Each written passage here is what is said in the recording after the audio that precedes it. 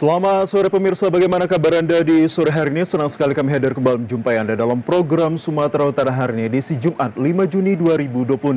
Sejumlah informasi menarik telah berhasil dirangkum oleh tim redaksi kami untuk Anda. Bersama saya Muhammad Azril Nasution, kita awali informasi selengkapnya melalui 3 topik utama kami. Berantas narkoba, 8 tersangka diamankan Polres Tapanuli Tengah. Pos retribusi wisata air panas di Karo dihentikan untuk sementara. Timnas Indonesia lanjutkan tren positif di AFF U19.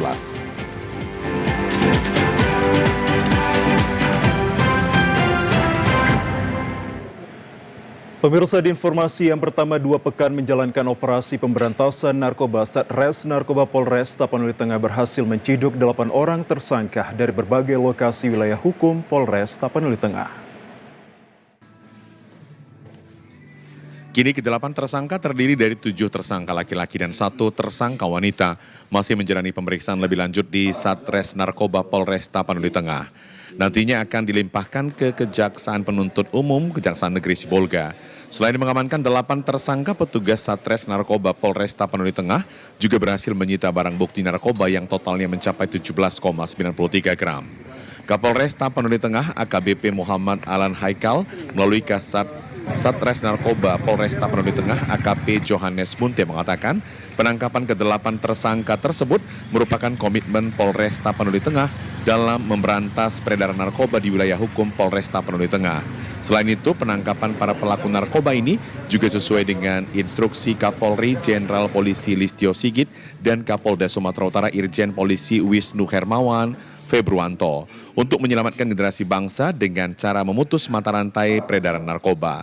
Polres Tapanuli Tengah sangat mengharapkan dukungan proaktif dari masyarakat dengan tetap menginformasikan jika mengetahui kegiatan-kegiatan terkait aksi para pelaku narkoba di lingkungan tempat tinggal. Informasi yang diterima akan langsung ditindaklanjuti.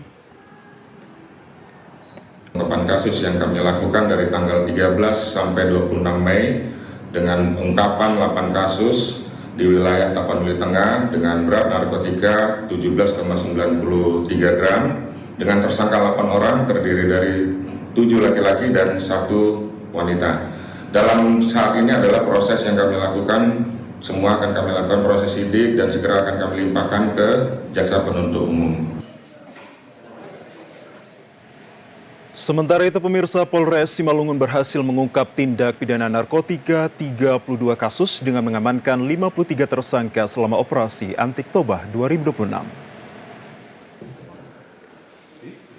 Pengungkapan kasus dipaparkan Wakapolres Simalungun Kompol Imam Alriudin SHMH. Dalam laporannya, Wakapolres menyampaikan hasil kerja keras personel selama periode 13 Mei hingga 2 Juni 2026, di mana berhasil mengungkap 32 kasus tindak pidana narkotika dan mengamankan 53 orang tersangka dari berbagai jaringan peredaran dan penyalahgunaan. Total barang bukti yang disita ganja seberat 389,56 gram, sabu 535,51 gram, ekstasi 31 butir. Seluruh tersangka kini telah ditahan dan disangkakan melanggar pasal 114 ayat 2 Undang-Undang Nomor 35 Tahun 2009 tentang narkotika dan atau pasal 609 ayat 2 Undang-Undang Nomor 1 Tahun 2023 tentang KUHP yang mengancam hukuman penjara paling singkat 5 tahun dan paling lama 20 tahun serta denda maksimal 10 miliar rupiah. Kompol Imam Alriudin menegaskan keberhasilan ini merupakan bukti nyata komitmen Polres Simalungun memberantas narkoba hingga ke akar-akarnya serta menjaga keamanan dan ketertiban masyarakat dari ancaman bahaya narkotika. Hal seperti ini tentang narkoba tentunya akan kami tindak-lanjuti melalui juga 110 juga kita akan respon untuk bagaimana kita memberantas ini semua di wilayah jajaran kita khususnya di Simalungun, sehingga nanti untuk menyelamatkan anak bangsa kita untuk kedepannya di 2000 emas di tahun 2045 supaya Indonesia tetap bagus, tetap terhindar daripada narkoba. Kita akan terus memberikan respon yang terbaik dan akan menanggulangi tentang tindak pidana narkoba di jajaran Simalungun khususnya. Diharapkan langkah ini menjadi awal untuk memutus rantai peredaran narkoba lintas wilayah dan melindungi generasi muda dari bahaya penyalahgunaan zat adiktif narkoba. Gojali, TVRI Sumatera Utara melaporkan. Kita menuju ke informasi lainnya, pemirsa. Keributan yang terjadi akibat 2 kali pengutipan retribusi masuk wisata air panas Dolu dan Semangat Gunung membuat Dinas Kebudayaan Olahraga dan Pemuda serta Pariwisata Kabupaten Karo menutup sementara pos pemungutan retribusi wisata tersebut. Beberapa jam setelah peresmian pos pengutipan retribusi baru wisata air panas Dolu dan Semangat Gunung Kabupaten Karo, terjadi insiden keributan antar dua pengelola di mana pada lokasi pos yang lama, pengelola bersama sejumlah warga turut melakukan pengutipan, sehingga terjadi 2 kali pengutipan terhadap pengunjung maupun wisatawan. Kekisruhan ini tentunya menyebabkan ketidaknyamanan dan berpotensi mengganggu keamanan dan ketertiban. Walaupun telah menerbitkan SK untuk pengelola baru, Dinas Kebudayaan Olahraga dan Pemuda serta Pariwisata Kabupaten Karo lalu mengambil langkah menutup sementara pos retribusi tersebut. Kepala Dinas Budporapar Kabupaten Karo, Juni Antomi Kemit menyampaikan setelah melakukan koordinasi dengan pihak terkait, kegiatan pengutipan ditutup sementara hingga ada pemberitahuan lebih lanjut guna menjaga keamanan, kenyamanan, dan kepercayaan wisatawan dan masyarakat. Dirinya juga menyampaikan permintaan maaf atas ketidaknyamanan wisatawan dan masyarakat. Kedepannya akan terus melakukan pembenahan dan perbaikan dalam pengelolaan sektor pariwisata agar kejadian serupa tidak terulang. Lokasi wisata air panas di Lembah Gunung Sibayak tetap terbuka, menghimbau masyarakat serta wisatawan untuk tetap berkunjung karena keamanan dan kenyamanan pengunjung tetap menjadi prioritas utama pemerintah Kabupaten Karo. Maka berdasarkan hasil pertimbangan dan arahan pimpinan, maka kegiatan pengutipan retribusi di kawasan ekowisata, kawasan air panas Semangat Gunung Dolu, terhitung hari ini, Rabu 3 Juni 2026, ditutup, tidak ada pemberitahuan lebih lanjut. Kebijakan ini diambil semata-mata untuk menciptakan situasi yang kondusif di tengah masyarakat dan pengunjung, sekaligus memberikan ruang bagi pemerintah untuk menyiapkan langkah-langkah penyelesaian yang komprehensif, objektif, dan sesuai dengan ketentuan yang berlaku. Pemirsa, informasi dari Kabupaten Karo akan hadir usai jeda pariwara berikut ini. Tetaplah bersama kami.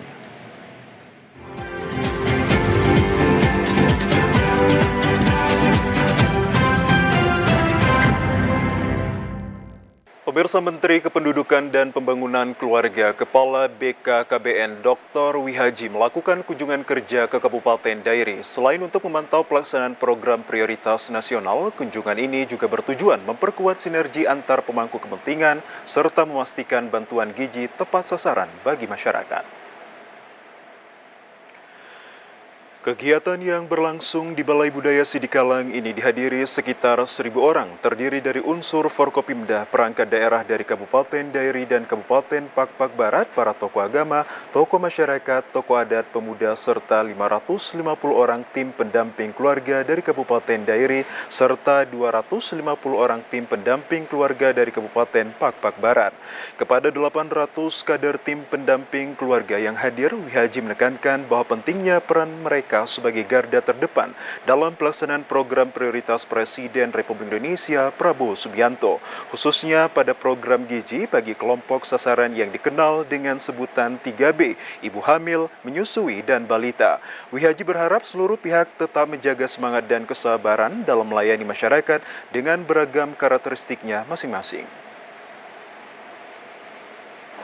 Ngecek tentang program prioritas Bapak Presiden namanya MBG khusus 3B, ibu hamil, ibu menyusui, dan balita, berdasarkan perpres ditugaskan kepada kementerian kita untuk mendistribusikan. Karena itu saya tanya-tanya, saya kumpulin semua TPK, tim pendamping keluarga, ternyata di sini sudah jalan. Ada beberapa yang belum jalan, nah ini segera kita tindak lanjuti biar peruntukan MBG-nya diwajibkan mereka semua untuk memberikan MBG khusus 3 ibu hamil, ibu menyusui, dan balita non-PAUD. Sementara itu, Kepala Dinas Pemberdayaan Perempuan, Perlindungan Anak, Pengendalian Penduduk dan Keluarga Berencana Kabupaten Dairi, Dr. Nita Sihotang menyampaikan bahwa kegiatan ini sebagai upaya memperkuat program pembangunan keluarga berencana dan percepatan penurunan angka stunting, khususnya yang berada di Kabupaten Dairi. Selain fokus di Kabupaten Dairi, kunjungan ini juga melibatkan perwakilan dari Kabupaten Pakpak Barat. Di informasi lainnya, pemirsa, keberadaan ruang terbuka hijau atau RTH membantu menurunkan suhu udara, menyerap karbon dioksida sekaligus memproduksi oksigen. Lebih dari itu, RTH juga menjadi spons alami yang mampu meresap air hujan untuk mengurangi risiko banjir. Ruang terbuka hijau di wilayah perkotaan memiliki segudang manfaat seiring hadirnya konsep pembangunan yang menjulang tinggi. Selain mendapatkan oksigen yang bersih, juga berfungsi untuk menurunkan stres, memperbaiki mood, dan mendorong gaya hidup yang lebih aktif dan sehat. Di Kota Medan terdapat beberapa ruang terbuka hijau yang difungsikan masyarakat dalam berbagai aktivitas. Salah satu ruang terbuka hijau yang sangat banyak dimanfaatkan masyarakat Kota Medan adalah Hutan Kota Taman Beringin yang berada di Jalan Sudirman. Taman kota ini berukuran 12.000 lebih meter persegi dengan aneka jenis tanaman bunga dan pohon besar yang sangat rindang. RTH ini dilengkapi dengan sarana permainan bagi anak-anak hingga orang dewasa. Di sejumlah sudut ditempatkan berbagai sarana tempat duduk yang dapat digunakan masyarakat, mulai dari berdiskusi, belajar bersama, hingga tempat bersantai. Guna memberikan rasa nyaman bagi pengunjung, di taman ini juga dilengkapi ruang baca dengan aneka judul buku. Manfaatnya itu kita bisa menghirup udara segar dan mendapatkan oksigen yang baik. Selain itu, banyak fasilitas-fasilitas di tempat ini seperti sarana berolahraga dan tempat bermain. Lalu kita bisa berkumpul kepada teman-teman sekolah kita untuk berkomunikasi dan bermain-main di tempat ini. Harapan saya, semoga tempat ini tetap dipertahankan karena di luar sana sudah banyak gedung-gedung yang tinggi dan susah mendapatkan oksigen yang baik. Tidak hanya dari kalangan pelajar, warga bersama keluarga juga banyak mengunjungi ruang terbuka hijau ini karena sangat ramah dengan anak-anak. Warga mengakui bahwa Kota Medan memiliki sejumlah ruang terbuka hijau yang sangat bagus. Sebagai warga berharap agar pemerintah tetap mempertahankan keberadaan RTH yang sudah ada. Sudah sangat representatif karena ini penting juga ya untuk rekreasi keluarga atau mungkin karyawan-karyawan yang sedang suntuk atau stres bekerja biasa mencari tempat-tempat yang seperti ini ya, kurang lebih seperti itu. Bahkan untuk keluarga, untuk bermain anak-anak juga penting. Sangat-sangat penting untuk dipertahankan karena saya juga sempat pernah keluar kota ke Jogja, Pekanbaru, sekarang Medan. Di beberapa kota itu sangat sedikit ya, bahkan mungkin ada yang nggak ada RTH-nya, jadi ini betul-betul sangat-sangat penting untuk dipertahankan sama pemerintah. Pengamat tata kota mengaku sejumlah RTH yang ada di Medan sudah sesuai dengan peruntukannya. Karena masih terdapat sejumlah RTH yang hanya difungsikan untuk sarana berolahraga, padahal sebagai ruang terbuka hijau bisa dimanfaatkan sebagai tempat rekreasi. Untuk menjaga agar RTH tidak dialih fungsikan, maka sangat penting peran dari berbagai pihak dalam mengawasinya. Kita juga harus mengapresiasi adanya usaha-usaha dari pemerintah dan komunitas-komunitas baik yang profit non-profit dalam usaha untuk menuju Medan mencapai RTH yang memang optimal yaitu 30%. Nah, makanya saya rasa peran private sector mungkin bisa diikut sertakan di sini, jadi tidak menjadi tugas tanggung jawab pemerintah semata, namun bagaimana perusahaan-perusahaan ataupun bangunan-bangunan tinggi ataupun bangunan-bangunan luas dipastikan memenuhi 10% daripada kewajiban RTH dari private sector tersebut. Ruang terbuka hijau adalah nafas bagi kota, bukan sekedar pelengkap, melainkan kebutuhan pokok agar kehidupan perkotaan tetap sehat, nyaman, dan berkelanjutan.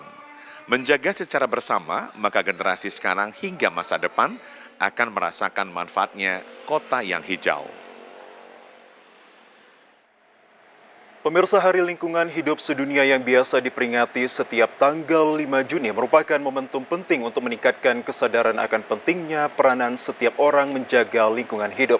Atau sebagaimanakah urgensi masyarakat dalam menjaga dan merawat lingkungan? Saat ini kita telah tersambung dengan Rianda Purba selaku Direktur Eksekutif Wahana Lingkungan Hidup Indonesia atau WALHI Sumatera Utara. Assalamualaikum, selamat sore Bang Rianda.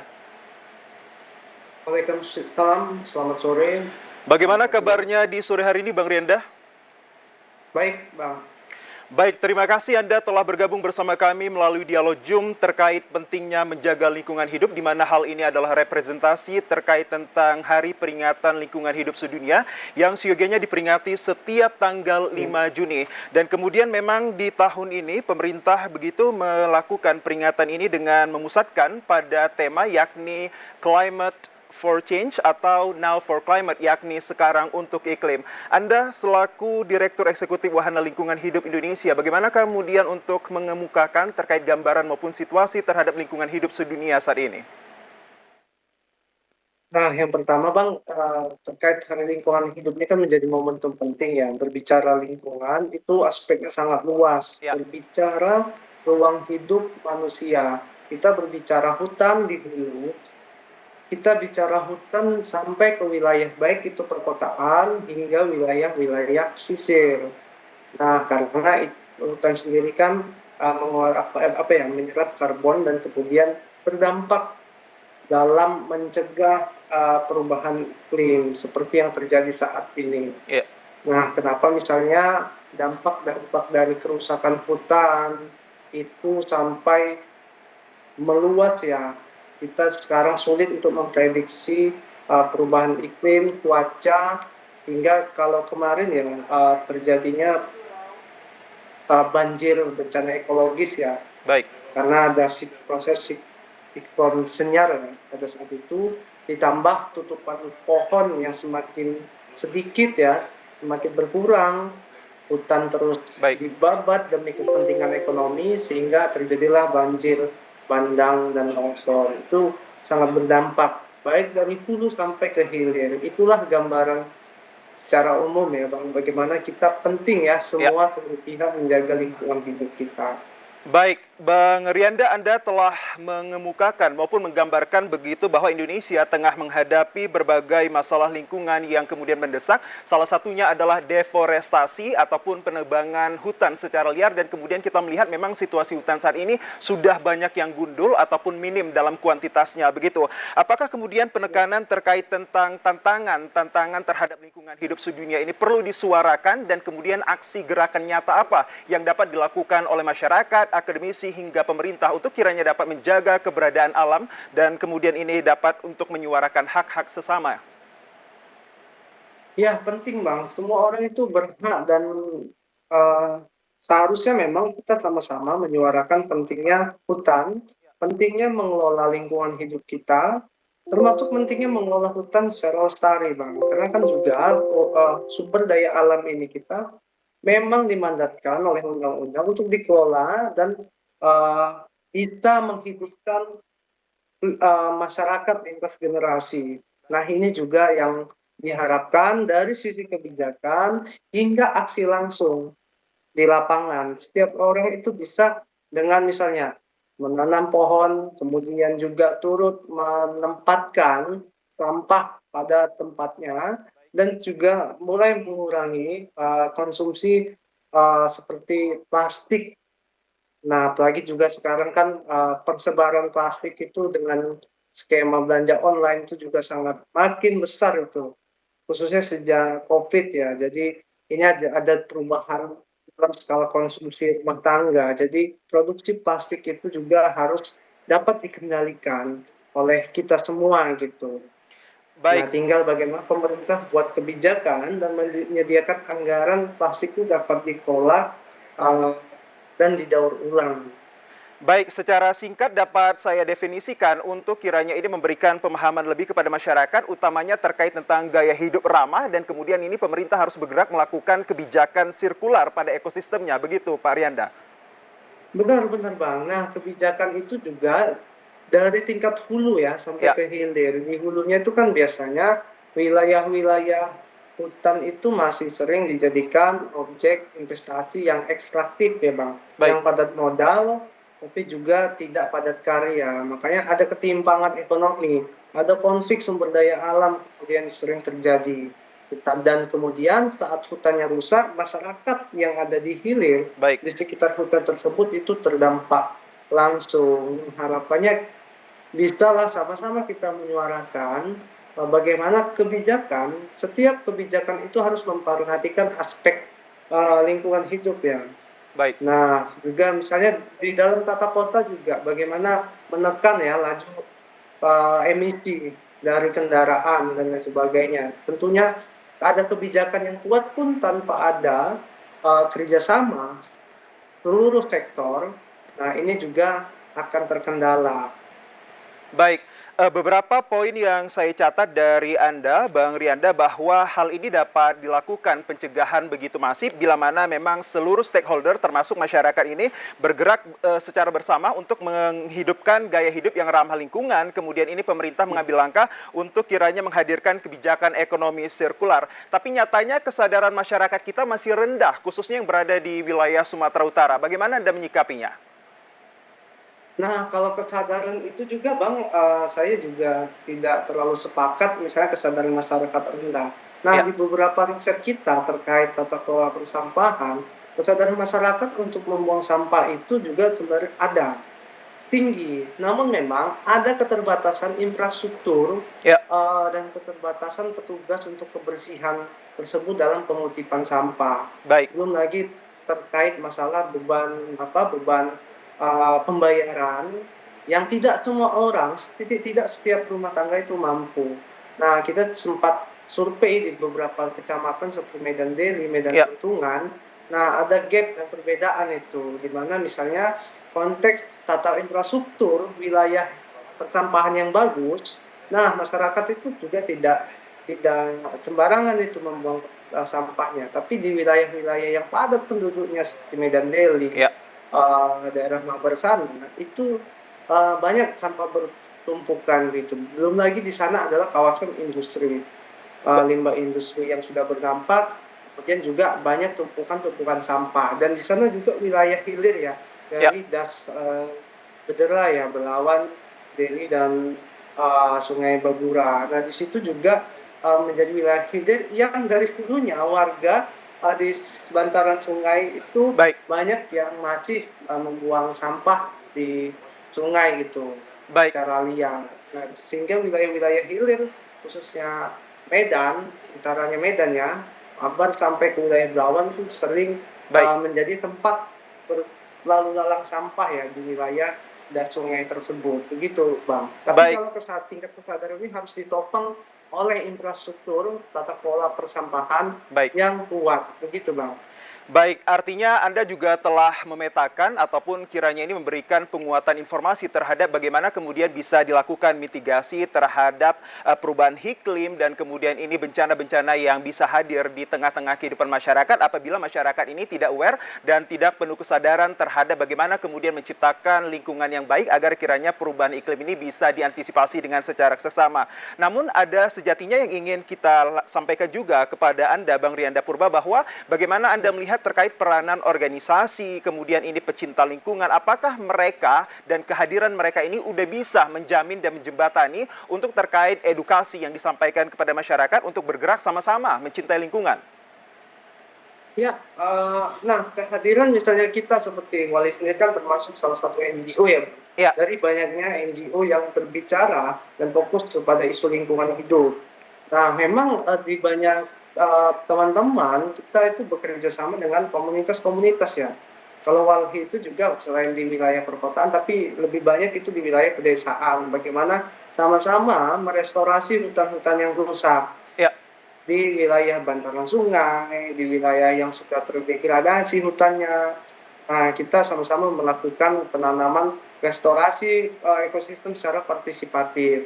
Nah, itu sebenarnya bagian dari upaya perlindungan secara secara simultan, dan prosesnya itu adalah jangka panjang, Bang. Melihat dari generasi. Harapannya proses yang baik itu dapat diturunkan oleh keluarga-keluarga di tingkat masyarakat. Tapi memang dari kehadiran NGO ini itu kan hanya sumbangsihnya kita mengukurnya belum terlalu signifikan dibanding memang peran negara, pemerintah yang punya wewenang kebijakan, punya anggaran. Nah, kita juga di beberapa tempat itu sinergi dengan pemerintah dalam rangka penanaman pohon, dalam rangka misalnya pembersihan wilayah-wilayah yang kotor dan lain sebagainya. Tapi yang jelas tingkat kesadaran ini harus juga bisa dimunculkan. Jadi bahwa lingkungan hidup yang baik dan sehat itu adalah hak setiap warga negara. Baik, artinya Jadi bisa menyuarakan hak-hak masing-masing begitu ya, Bang Rianda? Iya. Baik. Selain kita wajib melindungi lingkungan kita, wajib menjaga lingkungan kita sendiri, kita juga wajib berhak untuk menyuarakan hak kita, bagaimana negara memastikan lingkungan hidup kita Baik. dapat bersih. Walaupun di lingkungan kita bersih, tapi di hulunya sudah rusak, nah itu juga berhak kita suarakan gitu. Baik, hal ini senada dengan apa yang ingin mau saya sampaikan, kemudian mungkin bisa Anda tanggapi secara mendalam bahwa peringatan Hari Lingkungan Hidup Sedunia ini adalah menyoroti terkait tentang krisis iklim dan menyerukan aksi nyata dengan kampanye secara nasional ini adalah Now for Climate atau sekarang untuk iklim begitu. Lantas dari rumah, aksi nyata apa yang bisa dilakukan oleh masyarakat kita untuk kemudian ini juga turut menopang hadirnya pemerintah sama-sama bergerak dalam perubahan iklim ini? Apakah kemudian pengelolaan sampah yang layak masih di recycle, reuse ini diutamain atau seperti apa? Ya, itu juga penting Bang. Tapi yang jelas kalau dari rumah, Ya. kita bagaimana dapat mengolah turut memilah sampah yang kita produksi sendiri, dan kemudian juga dalam skala luas masyarakat hingga di pedesaan bisa sama-sama kita mulai melakukan penanaman pohon gitu. Baik. Mulailah hijaukan lingkungan sekitar kita. Nah, kita juga kan sedang melakukan penghijauan di wilayah lokasi-lokasi yang pasca bencana di wilayah Das, di wilayah Tapanuli Baik. Tengah khususnya yang dampak banjirnya kemarin sangat parah Bang. Nah, besok juga Baik. bersama teman-teman komunitas pemuda di wilayah pesisir kita ada aksi penanaman pohon lah. Baik Bang Riandah, ini memang kita terbatas dengan waktu, begitu kita mengetahui bahwa suksesi dari menjaga lingkungan ini harus dilakukan oleh berbagai sektor, tidak hanya menekankan kepada pemerintah begitu. Nah, Anda ini berasal dari non-governmental organizations ataupun NGO ini, bagaimana kemudian Anda melihat indeks lingkungan hidup kita agar kemudian ke depan berada pada level yang tinggi? Bagaimana Anda untuk menyarankan dan kemudian untuk melakukan pencarian solusi yang baik ke depannya? Singkat dan padat. Nah, yang pertama dari aspek hulu, pemerintah harus memastikan setiap kebijakan, setiap tindakan, implementasi program pemerintah dan yang sampai turun ke masyarakat itu harus memastikan aspek lingkungan hidup dan sehat. Dan memang paling penting, mari kita sama-sama seluruh warga negara Indonesia untuk memulihkan lingkungan hidup kita, memulihkan ekosistem kita yang rusak. Demi keberlangsungan hidup antar generasi. Terima kasih. Baik, terima kasih kami ucapkan atas kehadiran Abangda Rianda Purba selaku Direktur Eksekutif Wahana Lingkungan Hidup Indonesia yang telah berbagi informasi terkait tentang pentingnya menjaga lingkungan hidup selain representasi terhadap hadirnya Hari Lingkungan Hidup Sedunia yang kita peringati setiap pada tanggal 5 Juni. Terima kasih atas informasi Anda. Selamat sore dan selamat melanjutkan aktivitas Anda, Bang Rianda. Ya, selamat sore. Pemirsa, sejumlah informasi menarik dan aktual lainnya akan hadir untuk Anda sesaat lagi, maka tetaplah bersama kami.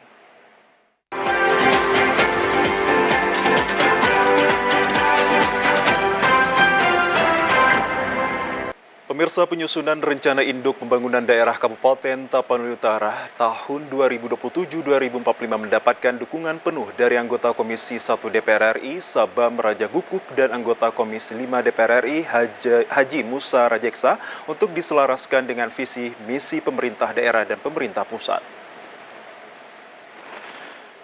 Dukungan tersebut disampaikan saat menjadi keynote speaker dalam Focus Group Discussions penyusunan rencana induk pemerintah daerah tahun 2027-2045 di Tarutung. Sebagai arah pembangunan jangka panjang yang berkelanjutan terukur dan mampu menjawab tantangan masa depan dan mendorong potensi unggulan daerah seperti pertanian, pariwisata, dan sumber daya manusia serta infrastruktur.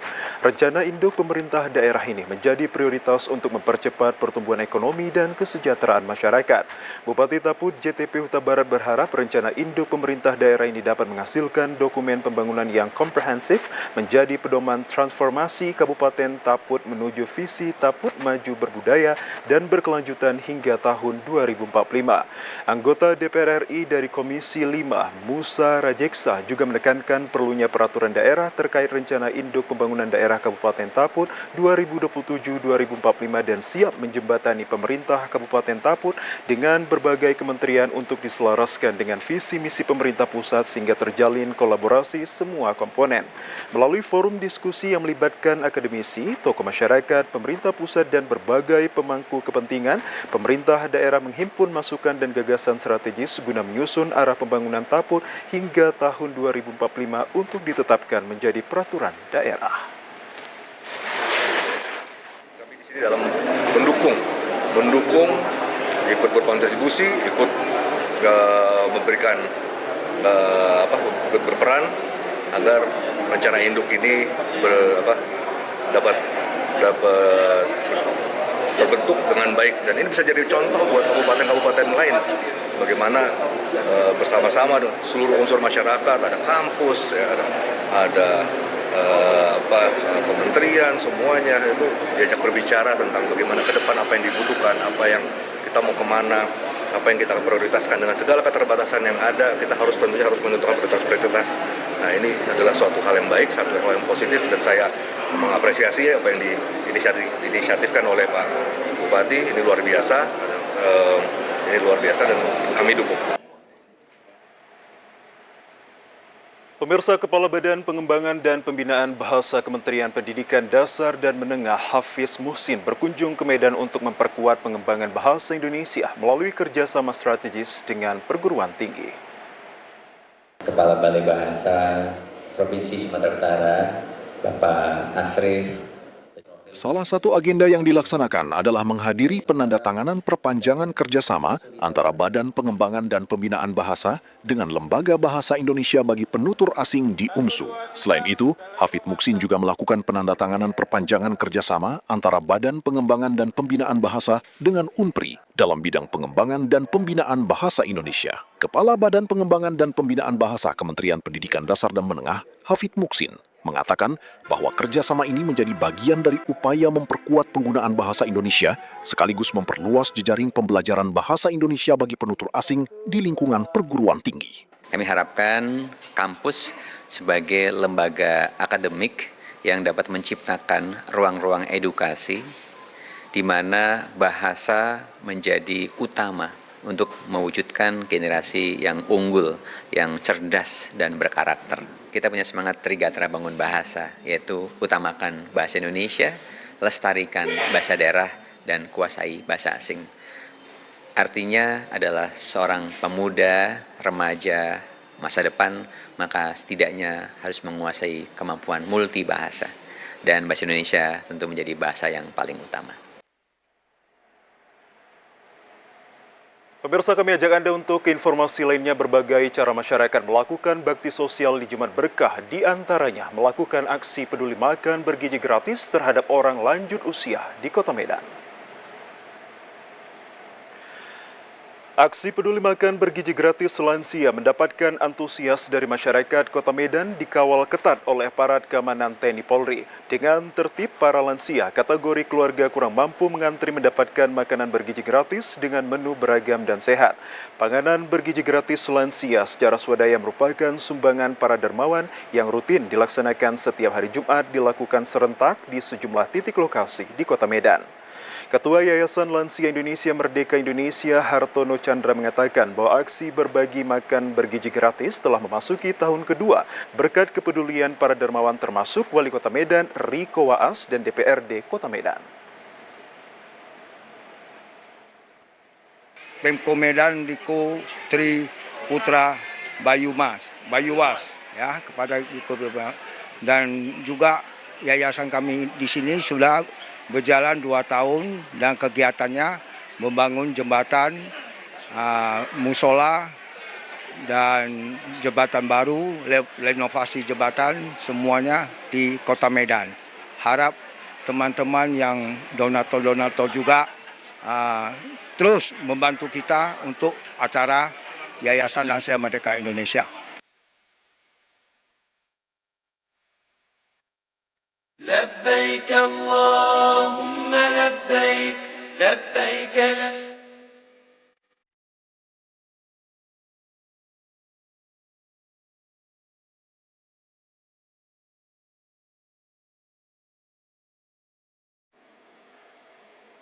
Pemirsa, sebanyak 359 jemaah haji kelompok terbang 3 tiba di asrama haji Medan sore kemarin dalam kondisi sehat dan disambut petugas haji dengan penuh haru dan bahagia. Kedatangan kelompok terbang kloter 3 jemaah haji yang sebahagian besar lanjut usia disambut haru dan bahagia oleh petugas haji terdiri dari Kementerian Haji dan Umroh, Sumut, TNI Polri, serta unsur panitia haji lainnya. Dengan penuh semangat, petugas haji yang terlibat membantu jemaah haji yang telah lanjut usia untuk beristirahat sejenak di aula asrama haji sebelum diserahkan kepada pihak keluarga. Kloter 3 jemaah haji Sumut berasal dari kota Medan, Pematang Siantar, Deli Serdang, Asahan, Langkat, Madinah, dan Simalungun, diketahui mendarat dari Jeddah ke Bandara Kuala Namu, Deli Serdang pada pukul 15.26 waktu Indonesia bagian Barat. Kepala Kanwil Kementerian Haji dan Umroh Provinsi Sumut, Zulkifli Sitorus, menyarankan kepada jemaah haji yang tiba di asrama haji Medan untuk tetap menjaga kesehatan meski telah berada di rumah. Selama 10 hari tiba di tanah air untuk tetap kontrol kesehatan untuk memulihkan kondisi tubuh tetap bugar setelah berjuang beribadah selama 40 hari di Tanah Suci. Ya, pesan kita ya, haji mabrur itu kan paling tidak bisa membakar 3 sifat dasar manusia. Yang bisa merusak itu adalah kesombongan, kedua kerakusan, kemudian yang ketiga kedengkian.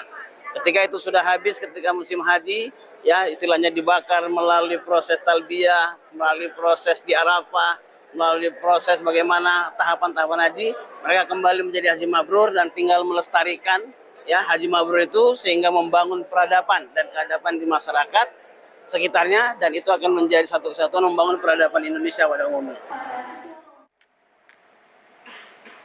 Pemirsa, Wakil Gubernur Sumatera Utara menyambut gembira kedatangan kloter 2 jemaah haji Sumatera Utara yang sempat tertunda selama 5 jam ke tanah air. Kepala Kantor Wilayah Kementerian Haji dan Umroh Sumut menyebutkan tundaan kedatangan jemaah dikarenakan antrian transportasi bus ke terminal pesawat. Kepala Kantor Wilayah Kementerian Agama Provinsi Sumatera Utara, Zulkifli Sitorus, mengatakan bahwa penundaan tersebut murni disebabkan oleh faktor kepadatan lalu lintas operasional di Bandara Internasional King Abdul Aziz, Jeddah, Arab Saudi, bukan karena kendala teknis pada armada pesawat. Zulkifli menjelaskan, jemaah haji dijadwalkan tiba di Bandara Kuala Namu pada pukul 8.15 WIB dengan adanya penundaan jemaah tiba pada pukul 13 WIB dan tiba di embarkasi Medan pada Rabu sore pukul 16. Keterlambatan ini dipicu oleh lambatnya pergerakan jemaah saat turun dari bus eksternal menuju terminal bandara di Jeddah, di mana jumlah jemaah haji asal Langkat yang tergabung dalam kelompok terbang 2 berjumlah 358 jemaah. Tercatat, jemaah atas nama Nadhirah Sirajuddin Ismail dilaporkan wafat beberapa waktu lalu di Mina saat hendak kembali ke pemondokan hotel dan jenazahnya telah dimakamkan di Makkah. Selain itu, terdapat 1 jemaah yang terpaksa ditinggal di Arab Saudi atas nama Wagini Kasan Winangun, nomor manifest 036. Jemaah tersebut mengambil skema tanazul keluar atau menunda kepulangan karena kondisinya sedang kritis dan harus dirawat intensif di rumah sakit Arab Saudi. Ya, pesan kita ya, haji mabrur itu kan paling tidak bisa membakar 3 sifat dasar manusia. Yang bisa merusak itu adalah kesombongan, kedua kerakusan, kemudian yang ketiga kedengkian.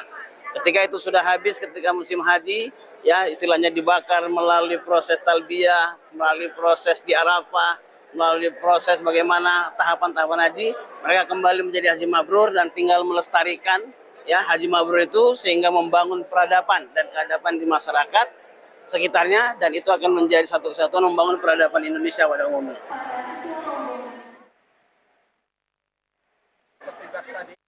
Bahwa ada jemaah yang dari akad ada meninggal satu sakit dan masih ada sakit. Tapi insya Allah mudah-mudahan prosesi pemulangan ini dapat berjalan lancar dan kita harapkan kloter-kloter berikutnya pun akan lebih lancar.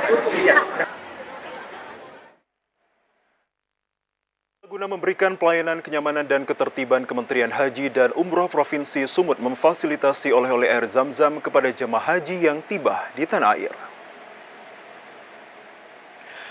Sebanyak 5 liter air zam-zam secara gratis dibagikan kepada jemaah haji yang tiba di Asrama Haji Medan. Tampak petugas embarkasi Asrama Haji Medan membantu jemaah haji yang tiba dan kemasan air zam-zam berukuran 5 liter telah tersedia disusun rapi di masing-masing tempat duduk istirahat. Air zam-zam selain dijadikan oleh-oleh bagi jemaah usai melaksanakan ibadah di Tanah Suci, juga merupakan memiliki sakral bagi umat muslim.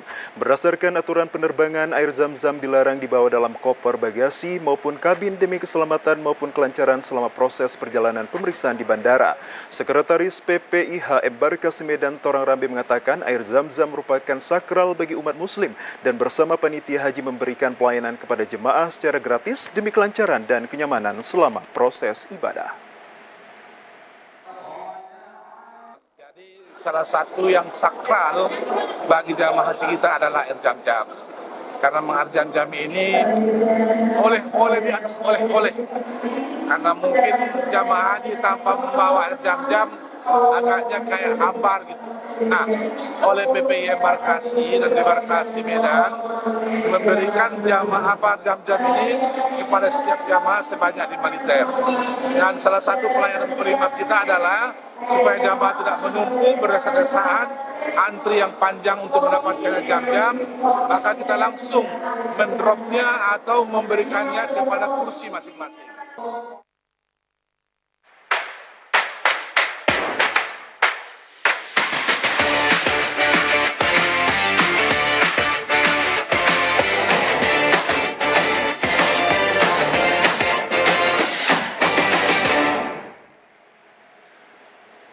Pemirsa, tim nasional Indonesia U19 berhasil melanjutkan tren positifnya dalam ajang ASEAN 19 Boys Championship atau AFF U19 setelah pada laga sebelumnya berhasil menang 3-0 atas Myanmar. Kini skuad Garuda Muda kembali menunjukkan kualitasnya dan berhasil menekuk Timor Leste dengan skor meyakinkan 3-0 di Stadion Utama Sumut malam tadi. Bermain dengan penuh percaya diri menghadapi Timor Leste pada laga lanjutan ASEAN 19 Boys Championship 2026 atau AFF U19, tim nasional Indonesia U19 tampil mendominasi sejak awal laga berlangsung. Permainan 1-2 sentuhan yang diperagakan anak-anak asuh Nova Arianto ini beberapa kali merepotkan barisan pertahanan Timor Leste. Namun beberapa kali skema penyerangan dan peluang yang didapatkan anak-anak Garuda Muda ini belum membuahkan hasil. Kebutuhan justru akhirnya pecah di menit ke-43 jelang berakhirnya laga babak pertama lewat gol Reno Salampesi. Memasuki babak kedua, permainan timnas Indonesia kian menguasai jalannya permainan. Skuad Timor Leste dipaksa bertahan di tengah areal daerah pertahanannya sendiri. Tendangan keras dan terarah putra daerah Sumut Irfan Siregar akhirnya menggandakan keunggulan Indonesia di menit ke-62 menjadi 2-0. 3 menit berselang giliran kembali Arhan Kaka mencatatkan namanya di papan skor. Pelatih timnas Indonesia U19 Nova Arianto mengatakan rotasi pemain yang banyak dilakukannya pada laga ini menguji kekuatan timnas jelang menghadapi Vietnam minggu nanti. Kita sangat bersyukur ya dengan hasil ini, karena pada hari ini sekali lagi saya ingin melihat semua pemain yang kemarin tidak tampil kita akan coba turun pada hari ini, dan saya senang semua pemain berusaha memberikan yang terbaik, dan juga saya mengapresiasi dari tim Timor Leste yang pada hari ini bermain dengan sangat disiplin di bertahan dan pastinya tidak mudah buat kami. Jadi Pemirsa, kami akan mengabarkan terkait bagaimana situasi arus lalu lintas di sejumlah persimpangan di Kota Medan berikut ini. Pertama, kami akan melaporkan situasi arus lalu lintas di Jalan Krakatau Bilal. Terpantau arus lalu lintas yang datang dari Jalan Krakatau sedikit mengalami kenaikan volume, namun arus lalu lintas tetap terkendali. Begitu juga yang datang dari arah Bilal terpantau masih terkendali. Selanjutnya, kita lihat di simpang Jalan Sutomo Perintis terpantau ramai lancar. Namun diprediksi beberapa jam ke depan akan mengalami kemacetan karena bersama dengan jam pulang kerja dan anak kuliah. Meskipun demikian, personil Dinas Perhubungan tetap melakukan pengaturan lalu lintas guna mengurangi Urai kemacetan terjadi. Selanjutnya kita berpindah ke Tugu Batas Kota. Terpantau saat ini kondisi arus lalu lintas yang datang dari arah Binjai menuju ke Kota Medan ramai lancar. Begitu juga yang datang dari dalam kota menuju Kota Binjai terpantau ramai lancar. Kemudian situasi arus lalu lintas di Jalan Diponegoro dan Jalan Zainul Arifin. Saat ini terlihat jumlah kendaraan meningkat yang dari arah Diponegoro. Begitu juga sebaliknya dari arah Zainul Arifin dikarenakan bertepatan dengan jam pulang kerja. Kami tetap mengimbau kepada seluruh pengguna jalan untuk selalu berhati-hati dalam berkendara, tetap utamakan keselamatan daripada kecepatan. Tetap patuhi rambu-rambu dan marka yang ada, lengkapi surat-surat kendaraan. Demikianlah laporan dari situasi arus lintas yang dapat kami sampaikan. Pemirsa, informasi perakiraan cuaca di sejumlah daerah di Sumatera Utara dari Badan Meteorologi, Klimatologi, dan Geofisika wilayah 1 Medan yang berlaku esok Sabtu 6 Juni 2026.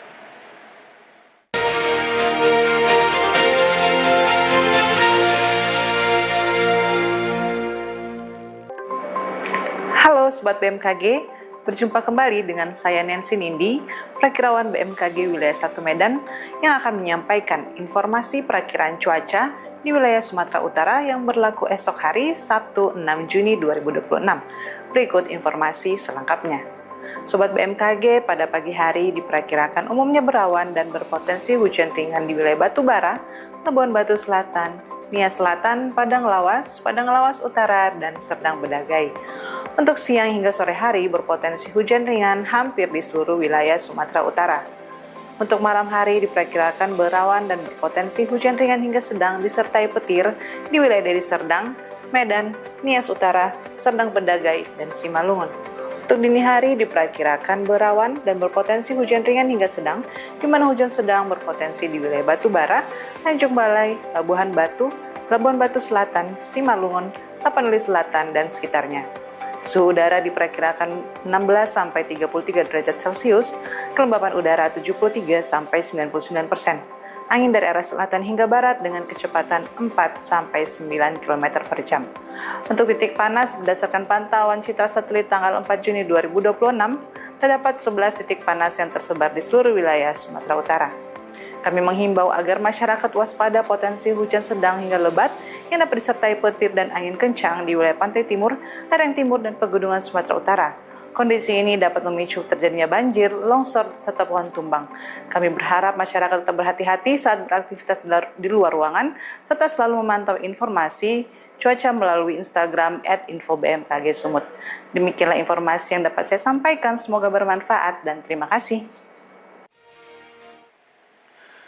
Ya pemirsa, informasi yang baru saja Anda saksikan tadi sekaligus menutup perjumpaan kita pada sore hari ini. Kami ucapkan terima kasih atas kebersamaan dan juga perhatian Anda. Saya Muhammad Azrul Nastion. Selamat sore, sampai jumpa.